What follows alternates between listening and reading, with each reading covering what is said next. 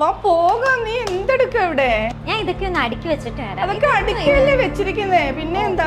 ഇതൊന്നും പോരാ. ഇങ്ങനെയാണോ അടുക്കി വെക്കുന്നത്? പിന്നെ എങ്ങനെയാ? നിനക്ക് എത്ര എങ്ങനെ അടുക്കി വെച്ചാലും നിനക്ക് തൃപ്തിയാവില്ല. വാന്നേ, നീ ഇങ്ങനെ അടുക്കി പെറുക്കിക്കൊണ്ട് നിന്നാൽ ഷോപ്പ് അടയ്ക്കും. വാ പോവാം. നമ്മളെവിടെ പോണം? നമുക്ക് അവിടെ പോകാം. ശരി, ഓക്കെ.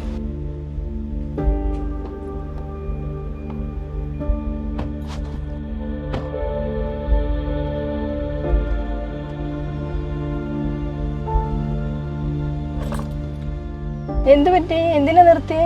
പൊട്ടിയോന്നൊരു സംശയം. ഞാൻ പോയി നോക്കിട്ട് വരട്ടെ. എന്ത്? വീട് പൊട്ടിയോന്ന് സംശയം. നീയല്ലേ 2 പ്രാവശ്യം പോയി വീട് പൊട്ടിയോന്ന് നോക്കിയത്? എനിക്കറിയത്തില്ല, നോക്കിട്ട് വരാം. നിന്റെ ഒരു കാര്യം എപ്പോഴും ഇത് തന്നെയാണല്ലോ, നിനക്ക് എല്ലാ കാര്യത്തിലും സംശയം. ശരി, എങ്കിൽ പോയി വേഗം പോയി നോക്കിട്ടോ. അതോ ഞാൻ പോണോ? വേണ്ട, ഞാൻ പൊക്കോളാം. ഇവളുടെ ഒരു കാര്യം, ഏത് കാര്യം ചെയ്താലും അവൾക്ക് എത്രയായാലും തൃപ്തിയും കിട്ടില്ല, അവൾക്ക് ഉറപ്പുമില്ല. എപ്പോഴും വീണ്ടും വീണ്ടും ചെക്ക് ചെയ്തുകൊണ്ടേ ഇരിക്കണം. ഇവളുടെ ഈ സ്വഭാവം മാറുമെന്ന് തോന്നുന്നില്ല. ഇവളുടെ കൂടെയുള്ള ജീവിതം കുറച്ച് ബുദ്ധിമുട്ടായി തുടങ്ങുന്നുണ്ട്. താമസം മാറുന്നതിനെക്കുറിച്ച് ആലോചിച്ചാലോ? സാരമില്ല, പോട്ടെ. സാഹചര്യങ്ങൾ പലതാണെങ്കിലും ഇവിടെ സംഭവിക്കുന്നത് ഒന്ന് തന്നെയാണ്. ഒരേ ചിന്തകൾ, ഒരു പ്രവൃത്തിയെക്കുറിച്ചിട്ടുള്ള ആവർത്തിച്ചിട്ടുള്ള ചിന്തകൾ, അതുമായിട്ട് ബന്ധപ്പെട്ട് വരുന്ന പ്രവൃത്തികൾ.